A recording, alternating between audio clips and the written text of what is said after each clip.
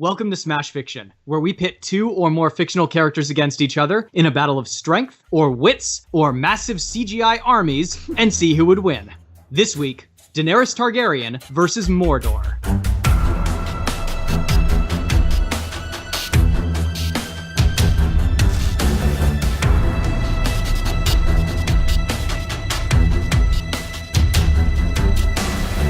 Having conquered many of the city-states on the continent of Essos, Daenerys Targaryen, the Stormborn and Mother of Dragons, is finally ready to return to Westeros and reclaim her birthright, the Iron Throne. Now, she stands at the prow of her flagship, surrounded by scores of vessels, all full to bursting with the armies, followers, and allies she has accumulated over the course of her quest. Unfortunately, the journey across the narrow sea has proven to be much longer than the name would indicate. Daenerys briefly wonders if she put too much trust in the appallingly dressed merchant who ran Smile and Stan's used map emporium.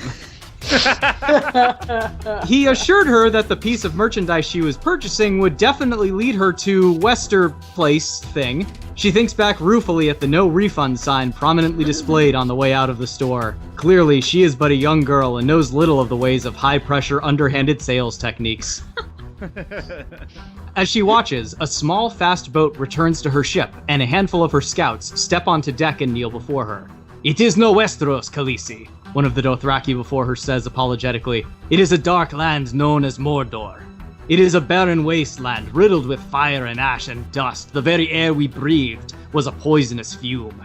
Dany struggles to keep her despair from touching her facial features. It's true then. They've sailed all this way for nothing. If anything, she is further from her goal than when she started. She should kill herself. "Give the order," she declares. Aww, that got really dark. Sorry. It's almost like Game of Thrones. Listen. She's so emo. You guys, if we look back, we are lost. Let's keep on going with this intro. All right. "Give the order," she declares. "Have the fleet turn about and sail back for Essos." The crew begins to go about their duties, leaving Dany alone with her thoughts and her handmaidens. "It is good that we proceed no further, Khaleesi," says Eerie as she begins to braid Daenerys' hair. "I hear stories of Mordor, full of monsters, they say. Death, slavery." Daenerys' whirlwind of thought suddenly comes to a grinding halt. "Did you say slavery? There are slaves there." Like, "So the stories say, Khaleesi." Daenerys' purple eyes blaze with a fire rivaling dragon's breath. Not just a city of slaves then, but an entire nation. Clearly, she was led to this land for a reason. There are those who suffer in the chains of servitude. She would break those chains. Daenerys rises from where she sits. "Belay my last order," she declares. "We make for land and prepare to march." "But Khaleesi," Jiqui cries, "one does not simply walk into Mordor. It is known." "It is known," echoes Eerie, equally panicked. A shadow passes over the deck of the flagship. Daenerys looks up and smiles at her dragons, circling eagerly overhead. "I do not intend to walk." Little does Daenerys Targaryen know that a great evil stirs within Mordor. With Gandalf off trying to contain the Tome of Eternal Darkness, and Legolas involved in some archery tournament, the Dark Lord Sauron himself has risen and commands the legions of Mordor. Daenerys may have deposed lords before, but can she and her army dethrone the Lord of the Rings? Hell if I know. There's probably some sort of prophecy about it somewhere. But failing that, we can always just see what these four losers think. I'm Dan R.R. Mulcairn, your long-winded fantasy judge. Advocating for Daenerys Targaryen and the armies of Essos are Kit Mulcairn. I am Kit Mulcairn of the Blood of Los Angeles, and I will win this match. With fire and bullshit, I will win it. And our special guest, Meganbob. Dan already took mine, but I'm going to say it anyway. One does not simply walk into Mordor. You ride in on a goddamn dragon. There you go. A goddamn dragon. As true now as it minds. was a few seconds ago when I said it. It's really long-lived. Advocating for Sauron and the forces of Mordor are Miles Schneiderman. Happy Memorial Day. Okay. You know, this episode is going to come out Yes. the day before Memorial Day, and it's a war. Yes, I got it. I with soldiers smelled that what die. you stepped in there. I got it. Thank you for your service. Unsullied. And our other special guest from the Unspoiled series of podcasts, Natasha Kingston. Hey, Daenerys, when you get your ass kicked, keep it secret. Keep it safe.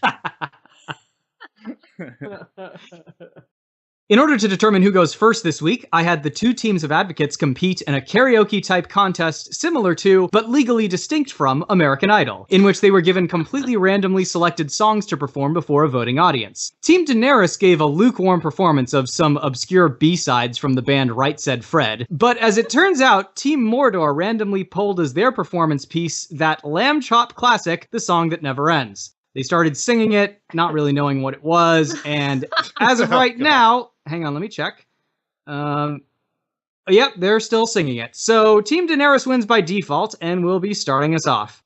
Team Daenerys, you should probably go before George R.R. Martin decides that the fans love you too much and kills you off.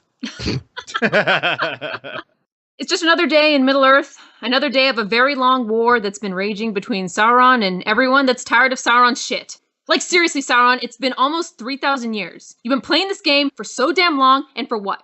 You ain't even good at this game, and you're kinda immortal. You got your ass beat 4 times, 5 if you count the end of Lord of the Rings, but you just needed to conquer everything. And why?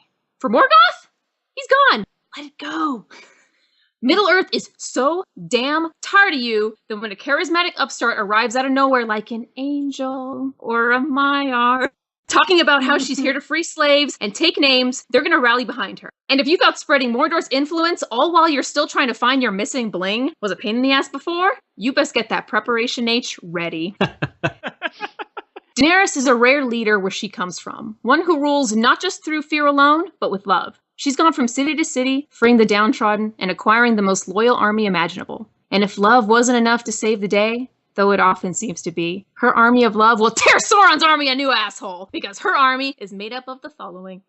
Around 8,000 fully trained Unsullied elite warrior eunuchs bred and trained from the age of 5 to fight in lockstep phalanxes with spear and shield, as well as short swords in close quarters combat. They are renowned for their utter discipline, seeming immunity to pain, and fearlessness. Nazgul? Nah, bruh. They ain't afraid of no ghoul.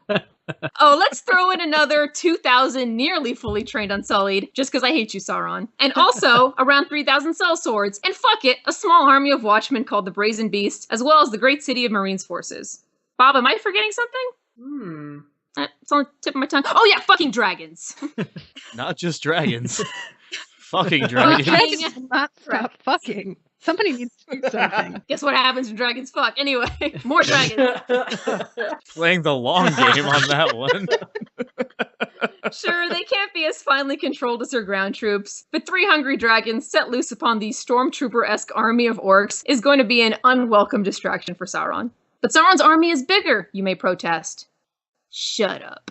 That didn't seem to help him in the Battle of Pelennor Fields or the Battle of Morannon, where his army outnumbered the competition 10-1. Sauron's problem seems to be that his greed for power leads him to make tactical decisions that he's super sure are airtight, and then, oh no, the opposition did a thing his cocky evil ass didn't see coming, and he winds up having to flee or his physical form is straight up destroyed. Again. Maybe he takes so many risks because he's immortal and knows his opponents are not. Maybe it's because the opposition is mortal that they are so much more careful and take winning so much more seriously. Speaking of the opposition, upon discovering Daenerys' intent on conquering Mordor, her armies would obviously be joined by the many armies of men, elves, ents, and even some fuck-off huge eagles who've all been looking to solve their little Dark Lord problem. Sauron's made a lot of enemies in his 3,000 years of dickery, and time again, his greed writes checks that his derpy monster army just can't cash. Charismatic, good-hearted people have wrecked him before, and they'll wreck him again.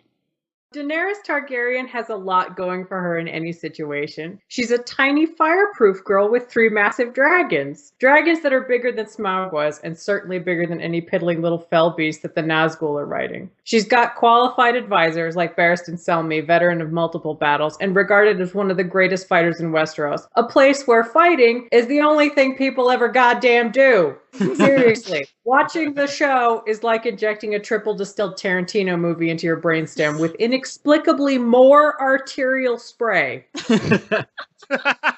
Daenerys also has Grey Worm leading the Unsullied, her army of power eunuchs. That guy is committed to her with a devotion that borders on religious. She's also got a difficult to spell name that is the equal of any of Tolkien's Scrabble soup characters and place names. Oh, that is bullshit. So suck it, Dragon. I want that stricken from the record. That is not factually correct. What? Whoa. Well, I have some Tolkienian shit to say. Okay. So suck it, Dragluin and Thuringwithil.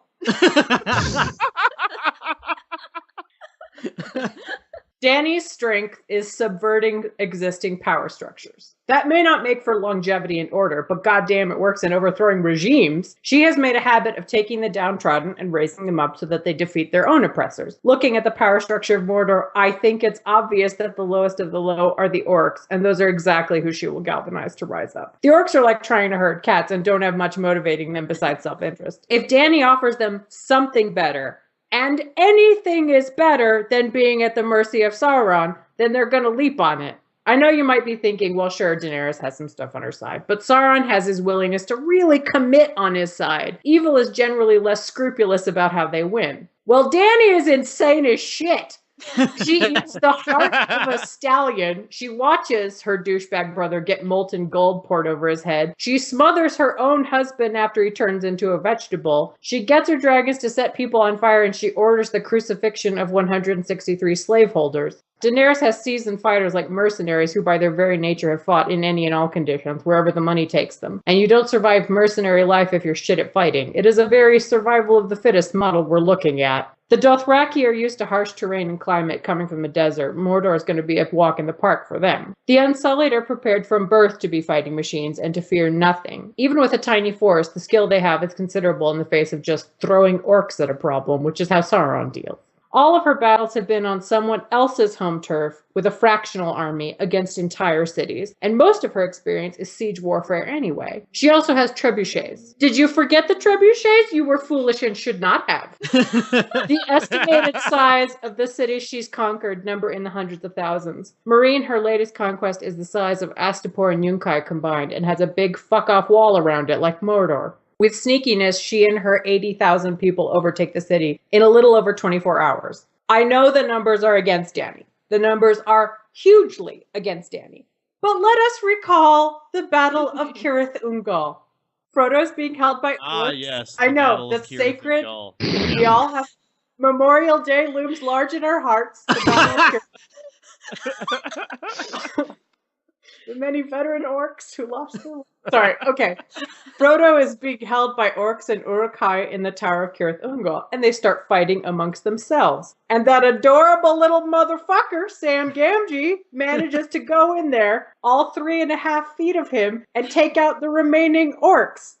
Sauron's forces cannot even keep their shit together without the problem of outside forces. So much so that one humble gardener from the Shire can stage a successful rescue against a force of 300. Dany's not a humble gardener. She's the mother of dragons, and she's got this in the bag. Sauron needs to get the Visine ready because he's going to be crying like hell when that tender red sclera gets victory teabagged by Drogo's massive dragony cloaca.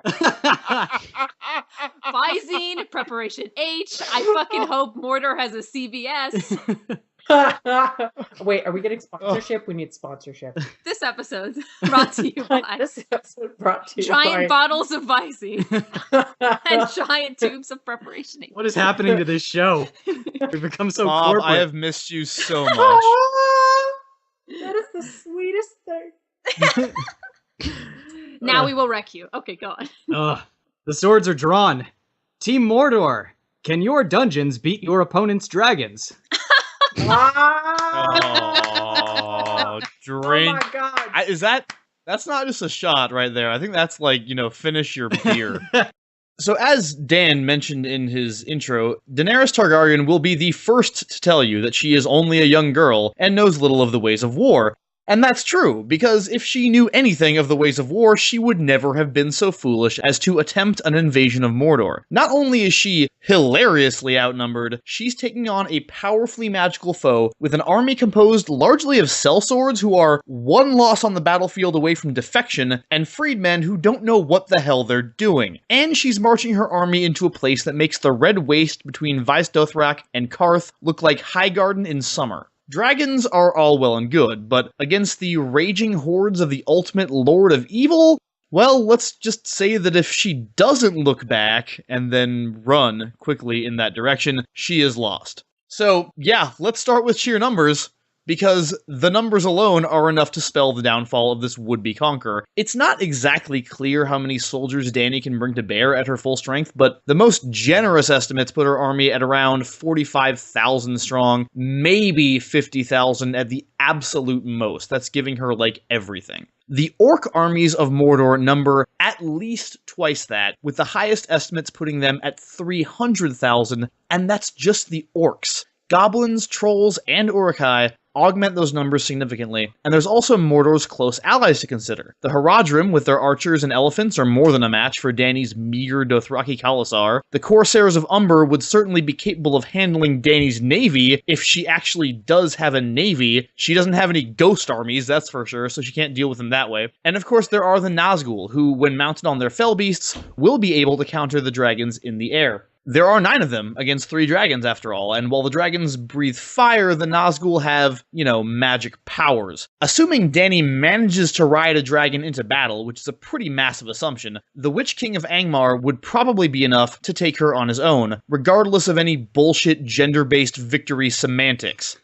Hell, the dragons might even be killed by something as mundane as a shit ton of orcs. We know from The Princess and the Queen that when the dragon pit in King's Landing was stormed by a frenzied mob of religious zealots back in the day, those puny humans were able to kill way more than 3 dragons, and the Dance of the Dragons as a whole offers ample historical evidence of dragons being brought down by regular people. We're not dealing with Balerion the Dread here. These are young dragons who have never been ridden to war before. They'll take plenty of soldiers down with them, sure, just like the beasts in the Dragon Pit did, but against a numbers advantage this great, it will not be enough. Consider the fact that when Sauron and the armies of Mordor swept across Middle-earth during the Third Age, they were the conquering force. They were the attackers, they were the ones spreading their forces to multiple areas and laying siege to castles and cities. Their defeats at Helm's Deep and Gondor and the Pelennor Fields aren't representative of their entire force. In this instance, Mordor is the kingdom under siege, and with the full breadth of Sauron's army amassed at a single location, we are looking at something utterly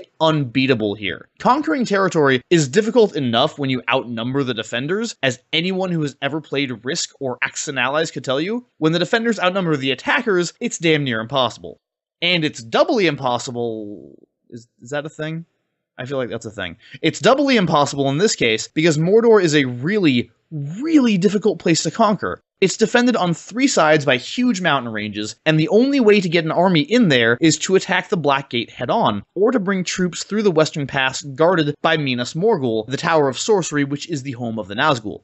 Dany can't really afford to divide her troops, so the most important battle is going to be fought in one of these 2 places, either of which gives Mordor a strategic advantage. And even if Dany does manage to break through into Mordor itself, Dan, you said it yourself. The description that Boromir supplied at Rivendell. Evil that does not sleep, a barren wasteland riddled with fire, ash, and dust. The very air you breathe is a poisonous fume. So even leaving aside the deadly air, Mordor's geography is so hostile that any army marching through it is going to have real problems feeding itself. This attack is going to be hell on Dany's forces, and the thing about Dany is she cares about her forces. She already felt bad enough leading her people through the Red Waste. How is she going to feel about leading them through this shit? How many defections and desertions and downright deaths is she going to suffer before she withdraws for the good of her children, as she calls them? As a character, Dany is morally conflicted at every turn, way too compassionate for her own good, and not exactly a hardened battle commander. She will flinch, she will doubt herself, and in the end, she will fly. Not as in on Dragonback, but as in you fools. Fly, you fools. So, what was it about Daenerys that assured so many people she was a savior? Well, she was the mother of dragons. She walked out of fire after being able to bring 3 presumed dead dragon eggs back to life. She laid waste to Astapor before marching forth with her Unsullied army. That was all it took, and the Dothraki and Myronese and Unsullied pledged themselves. Her followers are superstitious, impressed by displays of power, and perhaps most importantly, fear dragons. So what, pray, will her army do when they spot not 1, not 3, not even 6, but 9 flying terrors over the mountains of Mordor? The sight alone would inspire fear enough, and add to that the actual aura of the Nazgul, which infuses the very air with dread and terror. And all that, before her forces even spot the rest of the opposing army of monsters and beasts. Even Wormtongue, who was kind of prepared, couldn't help but shed a tear when he saw them. And then there's the Mumakil, which are intimidating in size and sight enough. But then on the battlefield, Alexander the Great himself lost the confidence of his army after half of them were trampled by elephants when he attempted to invade India. And they turned around and just went, nah, we're cool. We're not going in there. The fear is powerful. It is so powerful that shock and awe is an actual acknowledged and respected tactic. Civilizations created armor and masks designed not only to protect themselves, but often, as in the case of war paint, purely to frighten and intimidate their enemies. Now imagine those masks and that face paint is what your enemy actually looks like. Daenerys may be a powerful leader, but no matter how excellent a leader she may be, it will take every ounce of talent and command she possesses to keep her ranks together. And she's going to be too busy saying her 20-minute long name as she rides in on a horse or a dragon or whatever the fuck to notice that everybody is cowering in fear behind a rock.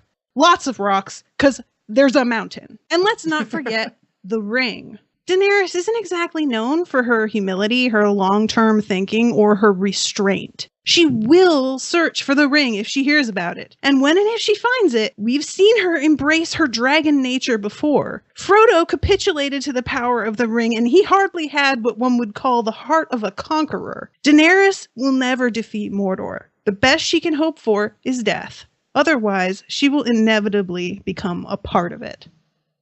Whew. Nice. We've passed the point in the battle with the slow motion shot of the two armies charging at each other, mouths agape, and they've slammed into each other with full force now. So Our slow motion shot was wider because of the bigger army. Oh, great. listen, More size slow-mo. doesn't matter, Miles. It's how you use it. So I can vouch for that. Oh, jeez. I could take that response two different ways, and I'm not sure. Take it whichever Okay, way you great. choose, sir. I'm not going to do that right this second, because right now we're going to see if we can navigate this poorly lit shaky cam combat and pull some truths from the rebuttals, starting with Team Daenerys. Take it away. Bob, did you want to start off with numbers since you made great graphs? I did make graphs. I would like to submit them into evidence, please. Graphs, you say? Yes. Tell me more. That's now awesome. they are Tell- visual, but we'll have to just describe it. I went through the Lord of the Rings wiki. So I did not even go through any. I went direct to the source. Now these people are nerds, would be a mild word. Pots and kettles, Bob. It's, you know. I know, right? I'm on this podcast. I should really shut the fuck up. And I called all the numbers of how many they went into battle with and then how many they came out of the battle with.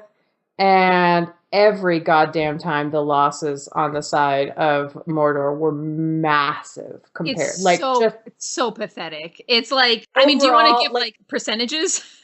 Okay, so Osgiliath. Okay, so Mordor wins Osgiliath. They lose 41% of their forces in a battle they fucking prepared for. They had built goddamn bridges over the ruins to try and fix shit so they wouldn't have a route, and they still lost 41%. So they went in there with, I think, 17,000, and they lost a whole, whatever 41% of that is.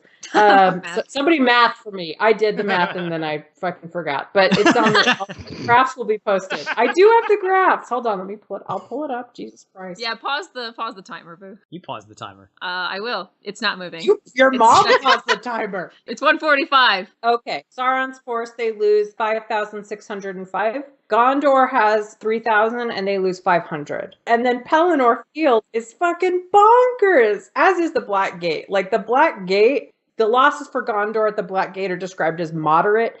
The ones for Sauron are described as complete destruction. Yeah, and he had like So I was bonkers more. trying. Yeah, Gondor went in with 6,000. The Black Gate, they had 60,000 because it was, what was it that Gandalf said? It was 10 times 10. God damn it, numbers. That'd be 100,000. Fuck you Yeah. in the ass. It like Yeah. This is increasing your credibility Sauron's greatly. orc I know. army is so worthless. I mean, if you want to like kind of imagine it a bit better, you can see the movies And during the Battle of Pelennor Fields, when the human forces are charging at Sauron's army, the look on the orcs' faces, dude, like they were shitting their probably already soiled pants. Like they were taking steps backwards. So you're talking about fear. The orcs will feel fear when they see the Unsullied charging at them with no fucks to give. Just no. You mean when they see all of your freed people that came over to your army because, oh my god, Dany is their symbolic mother, and that's the only reason they're in the army? They don't actually know how to fight? Get trained by That's the fine. very well-trained neither do the people. goddamn orcs, apparently. Yeah, right? Sauron's forces in that case were dealing with, like, crazy shit, like, as I mentioned, ghost armies and wizards and all kinds of fucking bullshit. Dany doesn't have any of that to bring to bear. The more important aspect of it, though, is that it's a whole different situation. Yes, Mordor's armies lost more forces than they killed because they were the attacking force. That's what happens when you lay siege to something. You have to have a massive force because you know you're going to lose more than the people hiding inside the walls firing out of arrow slits. Please finish. This situation is going to be one of all the disparate forces of Mordor, of which there are many. We didn't see all of them in the movies. There was a force attacking Lorien. They were all over the place. They're all going to be together in one place in a strategically advantageous position, which is the complete opposite of what they were doing in Lord of the Rings. Danny's got peeps that know strategy. To put it Well said. like and massive like I'm not a tactician, but she got peeps that know strategy. A Mass Effect She has one peep that Mass knows Effect strategy. has shown us Single peep. A single Mass peep. Effect has shown us that She's got she's got one peep. She's got one peep, and we're gonna put him in the microwave until he explodes. Oh god. Okay. Worth. Anyway.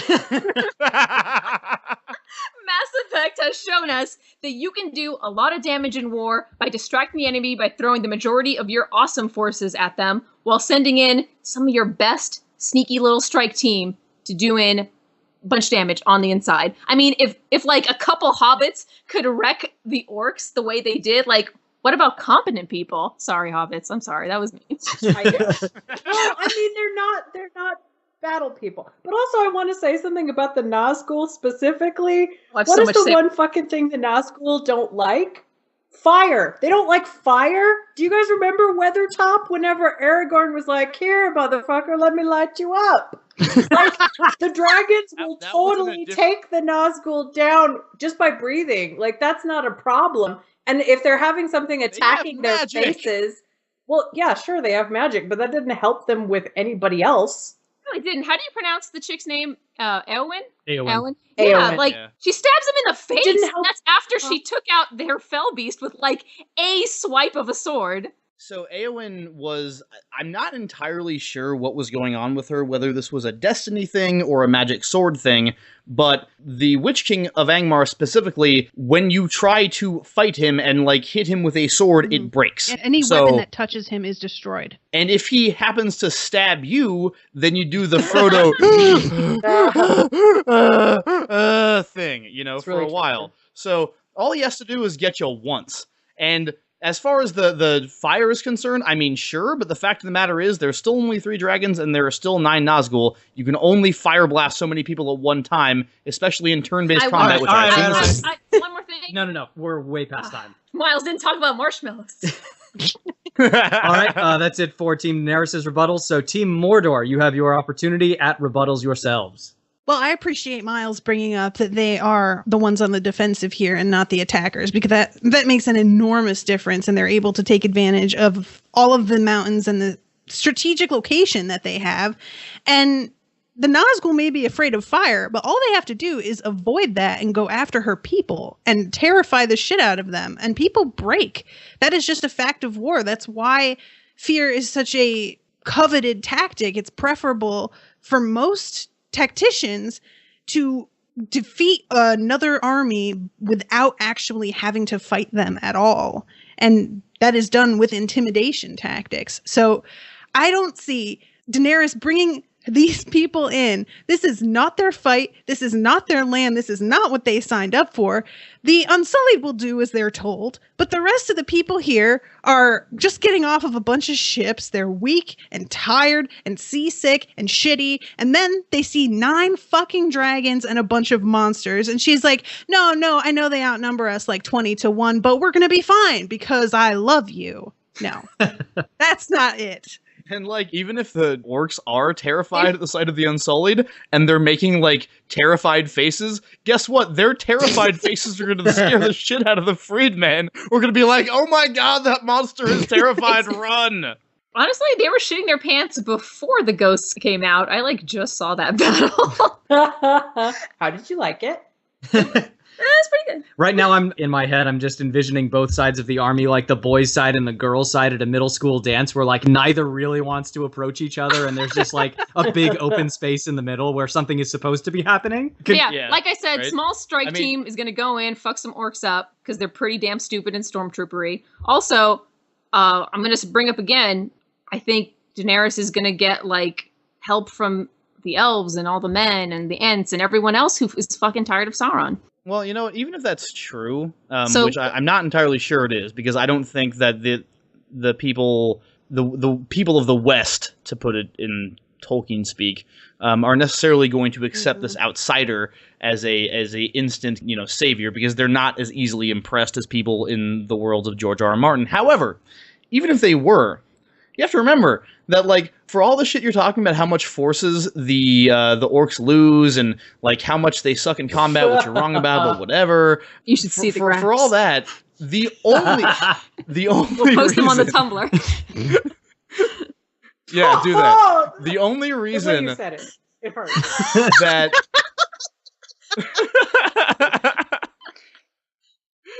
the only reason that Sauron lost that war is because a fucking hobbit accidentally dropped a ring into a volcano. Didn't On Smeagol accident. accidentally fall into a volcano?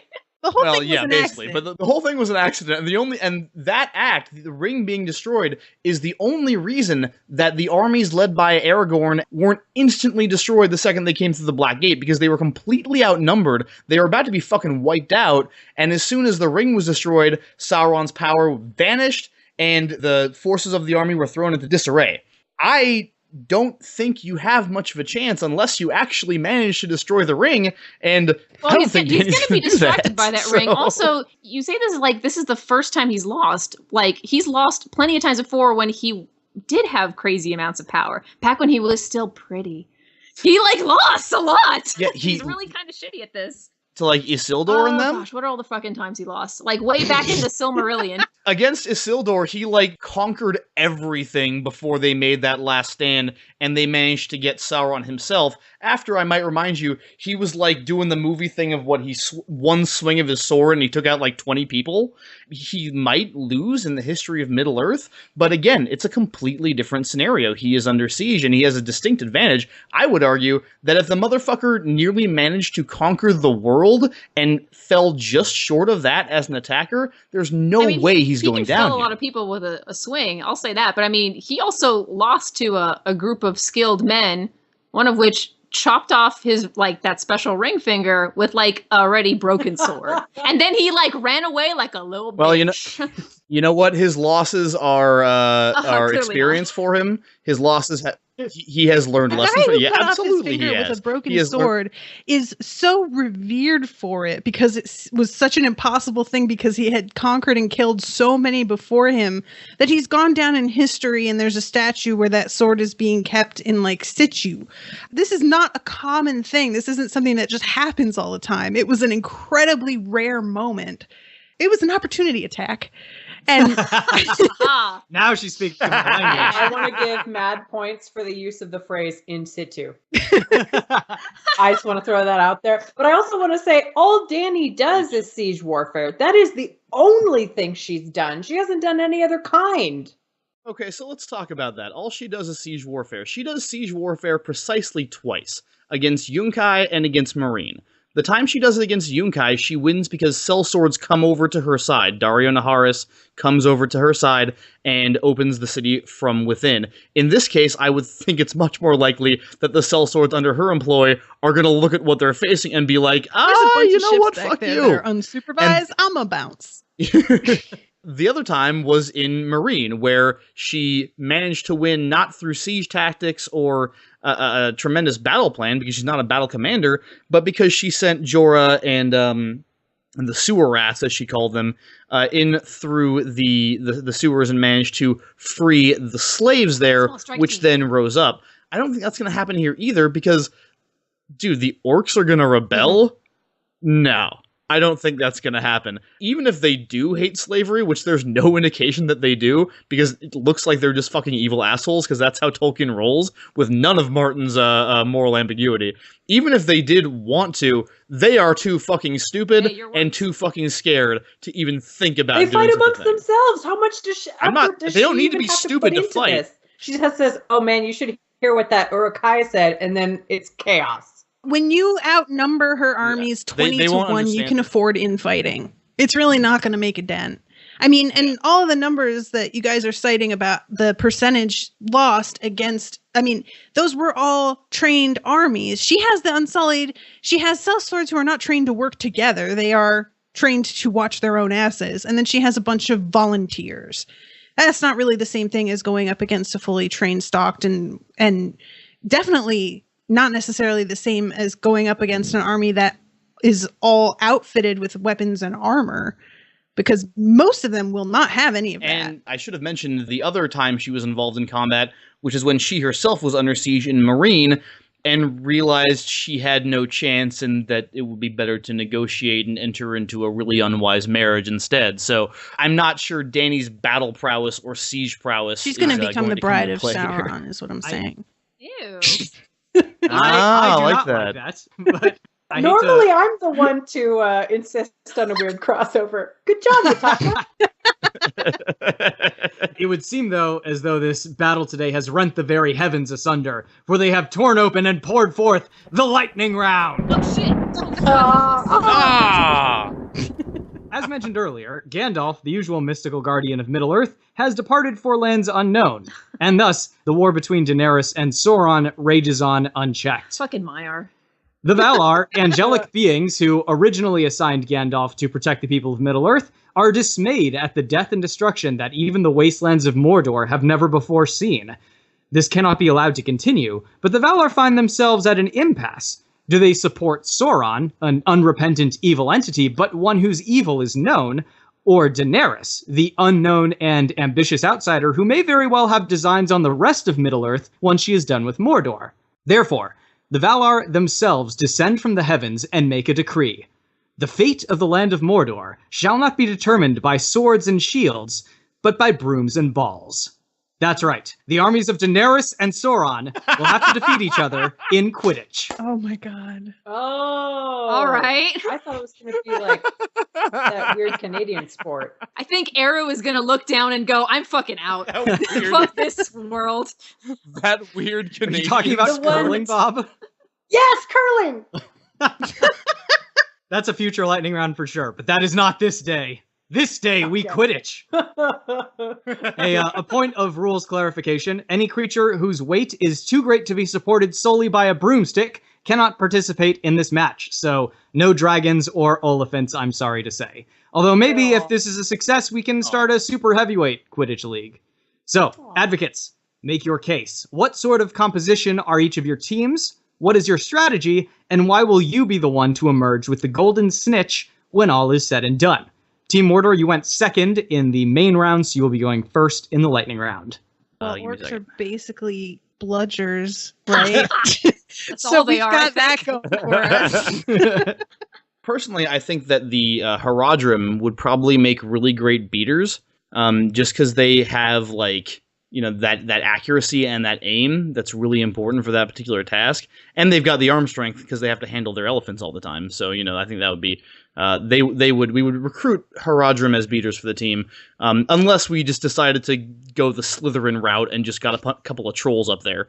That would also wow, work. you need some big brooms. I'm like, would orcs be supported? Are they allowed to ride 2 brooms? You need to get like one of those supermarket push brooms, I think. You know what we're doing is we're cutting down those fucking ents and making brooms out of their asses. That's what we're doing. Yeah. I think that the chasers, I think Uruk-hai would be the primary, the best idea for chasers, because they are very good at hunting. They can smell the air very well. They smell out that target, man. I don't know. You're saying the Haradrim would be seekers. I could actually see one of the Haradrim being or wait, did you say seekers? Because I was going to say that I think that one of them could be a beater. Because oh my god, I'm mixing them up. Seekers, because since their primary weapons are bows, they rely really heavily on eyesight and accuracy. And that is a major thing with finding the snitch. So without my Oliphants and my trolls, I'm relying heavily on dumb orcs who are willing to throw themselves at people headlong, and the few that can actually maintain focus to really get the job done. Which, you're telling orcs to go fly up in the air and just like basically beat everybody else out of the air. That's like their thing. They will be all over that. They'll love it. Right. That's why I think the Uruk-hai would make such good chasers, because they have the intelligence necessary to go for the goal like that. One thing we do have going for us, though, I think, is our keeper, which just kind of has to be the Witch King of Angmar. I think is keeping for our team. The dude has magic powers that let him move physical objects through the air. Among other things, he like totally fucked with the walls of Gondor and made them easier to breach. Basically, he has like high level magic telekinesis. So yeah, Quidditch balls coming at him, telekinesis. Yeah. Bye.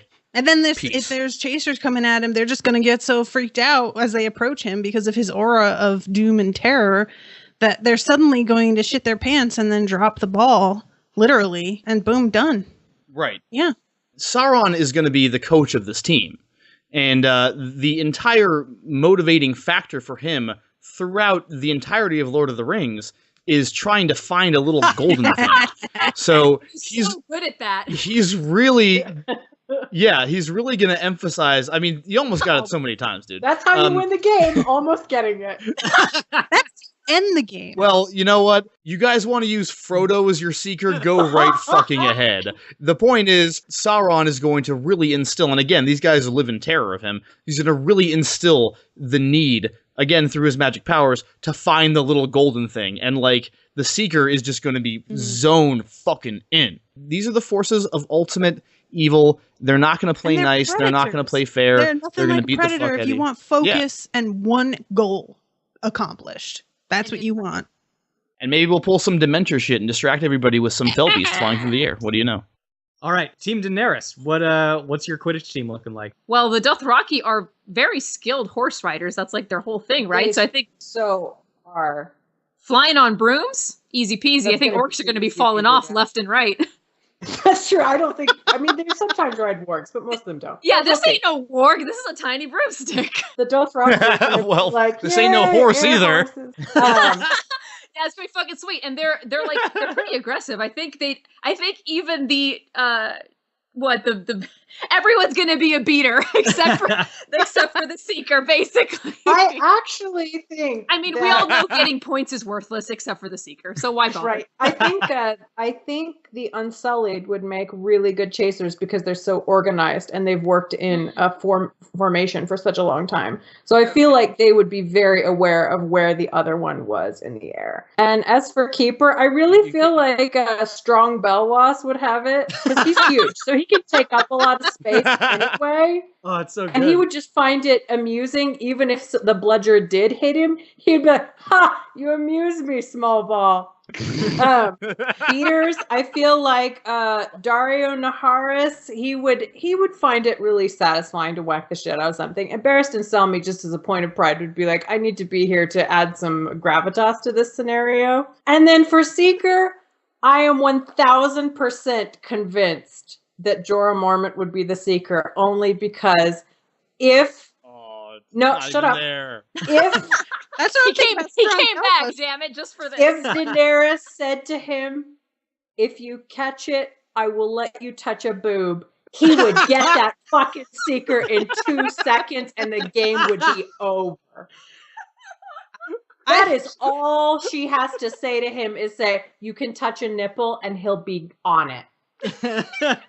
I don't think she would say. I He don't would- think she he would would say get that. I'm not such sure a this boner means that that he much would not to her. be able to ride the broom in the first. Hey, wood on wood. Yeah. It'll all be good. As the saying goes, Oh. on wood, it'll all be good. For the record, for those who believe that that chasers don't matter and only catching the snitch matters, I would direct you to the Quidditch World Cup, Shit. played in Book 4 of the Harry Potter series. Well, that's why Yeah. we have the Unsullied. Yeah, goddamn They're right. organized as shit, and they do not let things go. They're good at shit. They get stuff done. I mean, they do get stuff done. They're very blunt about it and don't have a lot of speed going I for would them, but definitely say the sure. Unsullied it'd be your bludgers. No, I don't No, want them they're to Peters. bludgers. They're you throw Unsullied. Yes. Actually throw the Man, I didn't- Unsullied. Go ahead. Fastball I didn't special. realize what a can of worms I'd be opening by mentioning Quidditch around you guys. Dude, don't talk about Harry Sorry. Potter on Smash All Fiction. of I It us know. gets got crazy. simultaneous boners. Oh boy. What a display of athleticism we've seen from the various orcs and Dothraki here today. It looks as though we have a winner, which we'll reveal after this commercial break. I'm being told that we don't actually have any sponsors, but I'm contractually obliged to draw out the tension before announcing the winner, so I'll just, I don't know, go look at a pictures of Sean Bean or something. I'll be back. Who are you talking about? It's clearly CVS. Aw. Oh yeah, CVS. I wanted to do like a theme song, Oh, but all I man. could think of was CBS, which is not CVS. It was No, close. it's It not. was close. Do they That would be have so like funny. commercials? No, No, no, on I don't. their own network. They just remind you that it's their network. I really wish you guys would have made like tried to argue more about how Dany could have destroyed the ring, because we had this Natasha and I had this whole conversation today about all the reasons why she would She could totally not. never be able I mean, to do it. She is just so she feels herself way too much. Oh yeah. And yeah, tiny gold thing. I mean, when you say that, because I didn't want to bring this up because it's not good for us. But if she found out about what the ring was, and was then told that she needed to look for a tiny gold thing in Quidditch, I wouldn't even say that she would have less motivation than Sauron at that point, because I feel like she would be obsessed with the whole concept of it. She is Power really hungry. power hungry. She scares the shit out of me. I do not want her to be Queen of Westeros. I'm not okay with that. There's just the whole thing with the Targaryens in general. It's like, yeah, they're cool in a way, They're beautiful. but they're just Oh, God, not are they? good. No, they're pretty horrible. It's funny when we were planning this match, I think we were worried at first that there wouldn't be enough people who wanted to be on Team Mordor. When we first started planning it, I was like, oh yeah, fuck yeah, Team Daenerys. I like being on the Game of Thrones teams. Then I was like, wait. Nope. I don't No like one does. Daenerys. And I would much rather argue about why she wouldn't win. And then I was like, but it's cool. Natasha will totally want to be on Team Daenerys. And then I asked her about it. She was like, nah, dude, Team Mordor. I feel like I like the idea of this one a lot, because Daenerys is just so shades of gray that she can look very easily like the good guy going up against Sauron, but turn around and be completely in league, and worst of all, not even aware that she is. And that's part of the other nations of the West coming to her aid. I'm like, I'm not necessarily sure that I see that happening, because they are, one, not going to necessarily trust an outsider, but two, she gives off a distinct air of dottiness, as J.K. Rowling puts it. I feel like they're going to meet her and be like, ooh, you know what? I mean, her heart's in the right place, but shit, bruh. And everybody else is going to be like, yeah. I'm just on Team Dragons. I just really want to I see her like babies dragons. become fuck off huge and just eat everybody. That's all I I care mean, about in Game frankly, of Thrones. That's what Westeros deserves. Yes, it does. They're not getting the dragons they want. They're getting the dragons. That's right. They deserve. Yeah, that's exactly I want what they Drogon need. on the Iron Throne, yo. That's what I Yeah, want. that'd be amazing. I feel like Elrond would look at her with his magic elf sight or whatever. Everybody in that series who's a wise old man seems to have this kind of second sight or visions. and he would look at her and just be like, holy shit, can we drop her into the volcano? Is that a thing that we can do? Destroy her craziness? Probably not. Heaving madness. I know she's fireproof. You drop her in that and nothing happens. Right? She just gets angrier. Out of that bitch. I mean, she just hulks out. You can't feed Daenerys fire after midnight.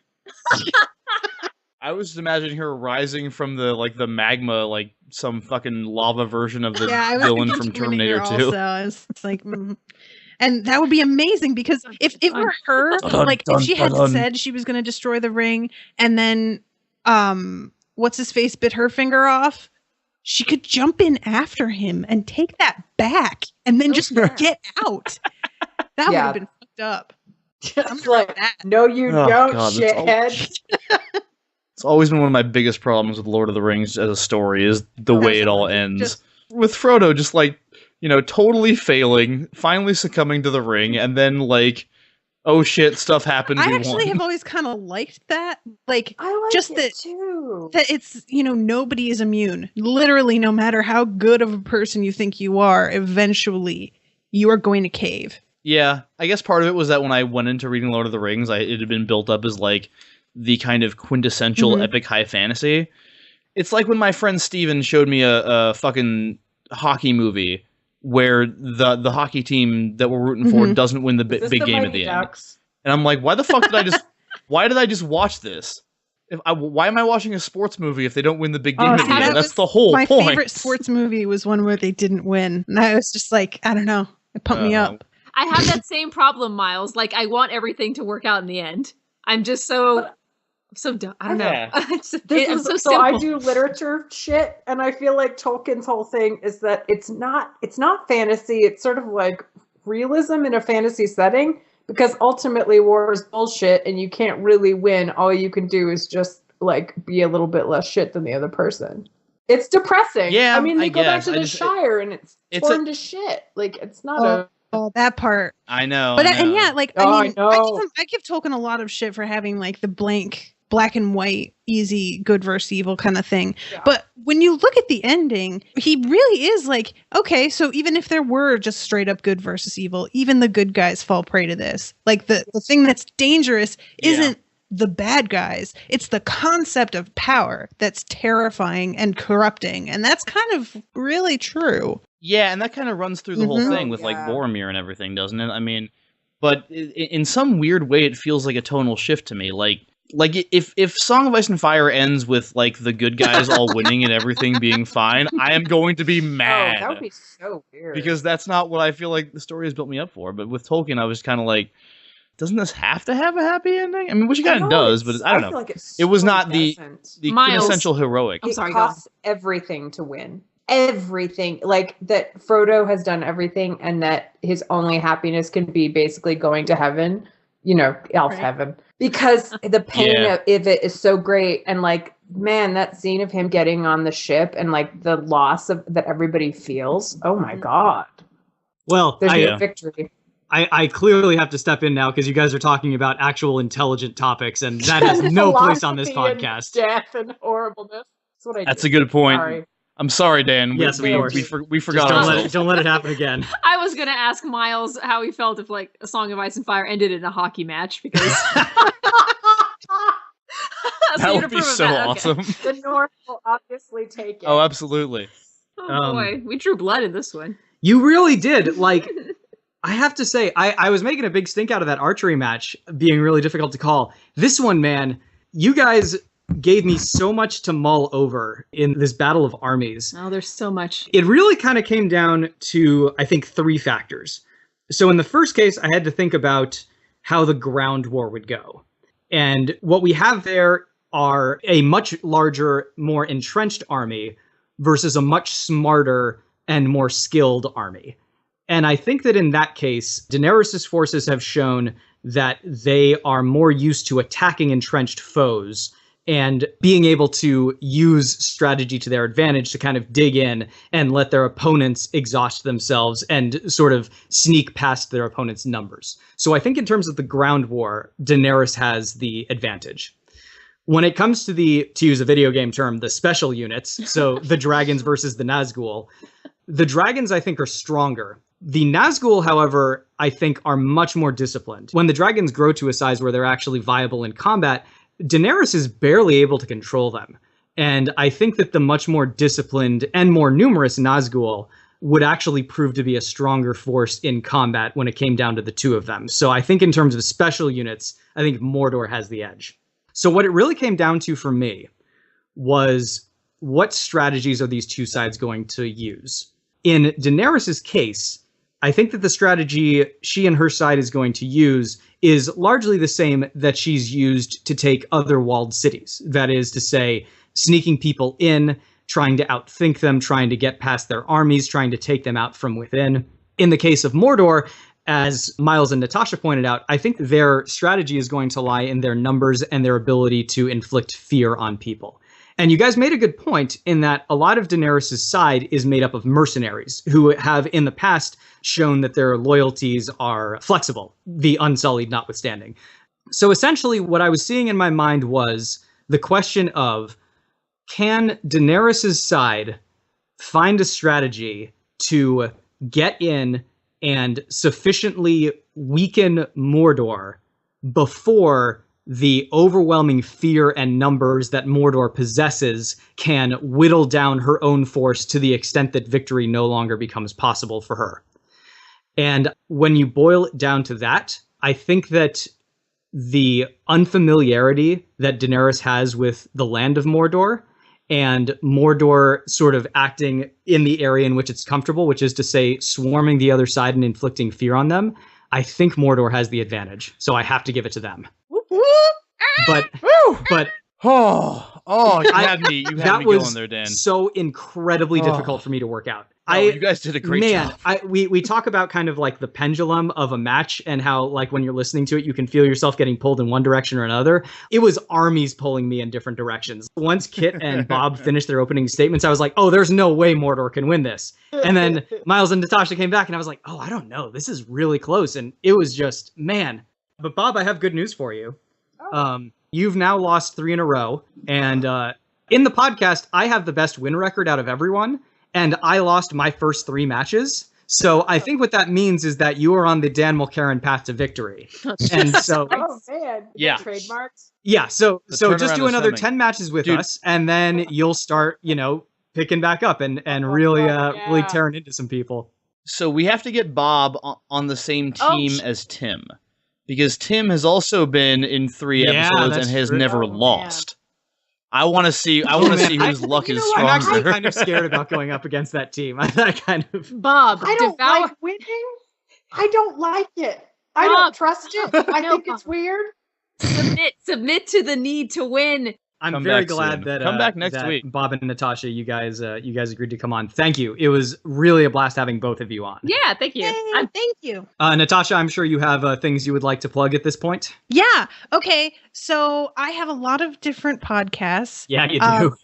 You should come and see me. I will direct you to unspoiledpodcast.com where you can find shows such as the first season of True Detective covering Harry Potter, covered Jonathan Strange and Mr. Norrell, which is completed, covered the first 5 books of Song of Ice and Fire, covered all of Breaking Bad, just finished The Wire, going to be starting The Leftovers soon, working my way through Daredevil and The Dark Tower. We should say for those who don't know that the format of this is that there's one person who has read the book or seen the TV show or whatever in question, and thus is spoiled, and one person who has not, and thus is unspoiled. Usually, the format gets weird, especially with the most recent episode of Game of Thrones. is a patrons-only show, and Miles refuses to watch it, so Anton and I watch it, make up multiple choice questions, and then try and make Miles guess what happened. That's amazing. Is hysterical because he gets so mad It's when he pretty finds funny. out what the right answer is.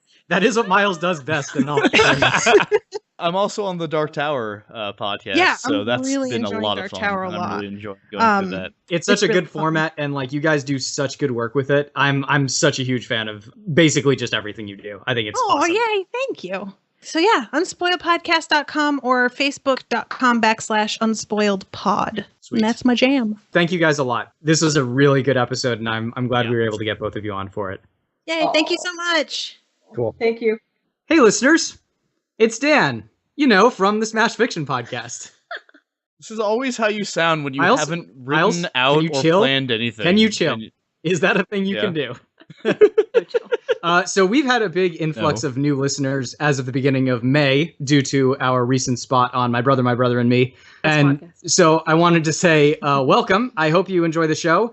And thanks to those of you who sat through our somewhat rougher earlier episodes. Oh, God. Why? I'm so sorry. Hopefully you found that we improved. So there have been a lot of you who have reached out to us either through social media or email, and it's been really, really awesome to hear from all of you. We've so far made it a point to acknowledge our listeners who communicate with us on the show, and the plan, at least for the time being, is to continue doing so.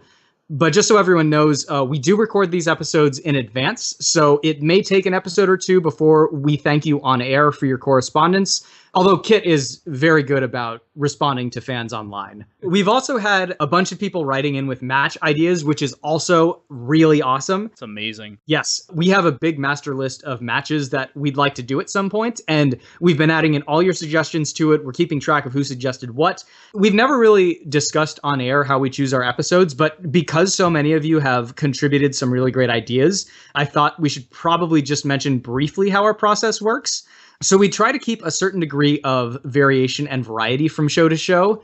So what this means is that if we have a match with like 2 comic book characters, then the next match may be 2 video game characters or 2 movie characters. Or if we have a match with 2 fantasy characters, the next match might be with 2 modern day characters or 2 sci-fi characters. This goes double, incidentally, for specific sources. So if we have a match with a Star Wars character, it'll probably be a little while before you see another Star Wars character in a match. An exception to that rule, our multi-character pile-on matches with 3 or 4 characters. The rules there are a bit looser, which is why you saw a few weeks ago we had Shere Khan versus Simba one week, and then a multi-character match with Disney's Robin Hood. The other kind of quasi-rule that we have is that we typically don't reuse characters after they've participated in a match, but this also has exceptions, and we're kind of thinking about doing something soon that may be hitting a big reset button and opening up the stable of characters that we've already used. So those of you who have been waiting to see more matches involving the Power Rangers or Samus, you'll get your chance soon. So all this is to say that if you've submitted a match to us, we've written it down on our list, and we will try to use it when we think it fits. We do tend to weigh fan-submitted matches more heavily than our own stupid ideas, so hopefully it won't be too long before your match makes it to the air, but please keep sending in your suggestions, your feedback, your other assorted correspondence. We really do love hearing from you guys. So thanks to all our listeners. Speaking for myself, this is a tremendously fun show to make, and I'm overjoyed to see that so many of you are responding so positively to it. Yeah, thanks, guys. So many people reached out to us, so I unfortunately can't go into too much detail, but big thanks to the people who tweeted at us or just tweeted about us. Priestess of Gerbo, if I'm pronouncing that incorrectly, I'm sorry. Paladin Today, longtime listener, thank you for always dealing with us. Zane C. Weber of the Law and Disorder Actual Play podcast, very nice tweets about us. So yeah, and awesome show also. We were listening to some of that the other day, and you guys run a good RPG. Delicious Australian accents and like cherry on top. Then Nate Swanson on Facebook said he loved listening. Also, Jason the Allquist shared our Carmen V. Waldo. He's the Alquist. He's the Full Metal Alquist. That's the best kind of Alquist. Speaking of shares, By Forge and Fire reblogged a few of our episodes on Tumblr. Choizard reblogged Carmen V. Waldo and also has the cutest little icon on Tumblr. Go check Choizard out. Ben Chilton emailed us just to say he was enjoying the show. Thank you so much. Yeah. That was really, really sweet. That was a really nice email. It really warms us right in the cockles. Right in the old cockles. Right. Oh, God. So warm. Thank you, guys. We have 3 new reviews, which, again, awesome. Woo! So I'll go through these relatively quickly.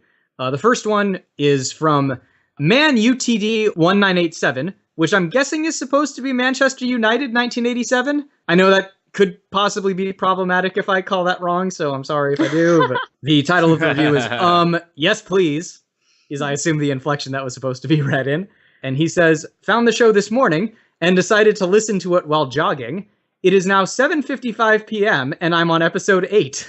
I'd say I'm officially hooked and can't wait to hear more and more and more. Keep it up, guys. You are doing some damage to your brain if you're Sweet. mainlining us like that. And your ears, I'm sorry. And your ears. The second one was from That's right. Eugenius Says. It's titled "Everything is Awesome." Everything is awesome. This podcast makes you feel like that Lego Movie song constantly. All your childhood or adulthood debates about which of your favorite characters from any universe presented in raging, furious glory. I love the logical yelling. More yelling. Oh, and Extraordinary League is up there with Adventure Zone in my book for all-star RPG podcasting, which to me is ridiculous. That but, is so fucking... What an honor. But thank you. I know that at least Kit, Colin, and I are big fans of the Adventure Zone, and that is high praise indeed. And then finally, the last review is from Samaconda, who says, very fun and seriously silly. One of my favorite podcasts, Smash Fiction, comes in 2 flavors. The first one is a debate-style podcast with a solid format, opening statement, rebuttal, lightning round. And I will point out, he capitalized every letter in lightning round, as is intended. He talks to us a lot on Twitter, too. Yes, What's up, that's Sam? right. The rotating panel of hosts and judge make good, serious, or silly arguments of which nerd icon would win in a given situation. Lots of laughs come from their arguments. The second flavor is the monthly episodes of Extraordinary League. The hosts play an RPG as the characters Archer, Stitch, Dante, and Mord and Solus. Oh, and Stitch rides on a velociraptor. Reason enough to listen. It's just the beginning. Yes. Stitch will ride the You've ridden world. on so many dinosaurs. The Stitch that will ride the world. I mean, technically, I think if you just sit down, you're riding the world. But, you know. Not like this. Thank you so much for all those reviews. Those are amazing. And Super warm. again, cockles warmed. So good. Speaking of Extraordinary League, our next episode is going to be the 6th installment of our Extraordinary League RPG. So listen for that. And then the week after that, our match is going to be Catwoman versus Black Cat.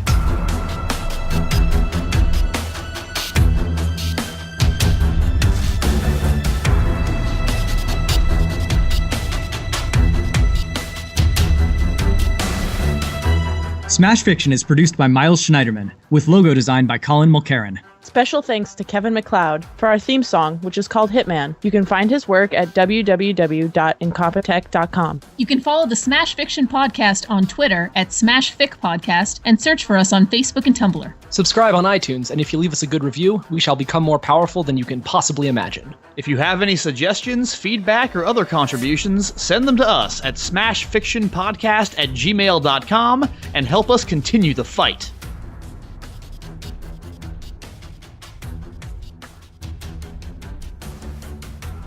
My tiny Viserion has been fed. Okay. We are good. Man, choose the lame one. Well, he's green! Hey! Viserion isn't green. Yeah, he's the green one. No, Rhaegal is the green one. Viserian's white. What? Let me check. Yup. Oh man, we are so gonna win this. Don't even check. I don't know if it's Rhaegar. Rhaegal, Sorry. Rhaegar's the big brother the dead one. Yeah. He did. He I'm installed points switching. who everywhere. fucked Lyanna. Rhaegar. I believe. We all believe. Yeah, the show has made I mean, it very He obvious. certainly fucked her. It's just. Yeah, it's true. Whether she was into it or not remains up for debate. Come on, Game of Thrones, give us one non-rape. I think the biggest evidence against that theory being true is just because it would never fly on the TV show. Right. Right? Like, it would have to be rape. Hang on a second. yeah. This looks consensual. I know. Guys, we need to change that. A woman looks like she's having a good time. We can't have this. We don't want another repeat of what happened with Ygritte. Never again. Or if she looks like she's having a good time, you have to make sure to kill her or punish her as soon as possible. Like they did with Ygritte. Yeah, because she's a fucking Yep. Or she has to be having a good time with another girl, in which case it's okay. Oh yeah, Oh, absolutely. More That's of that. victimless crime.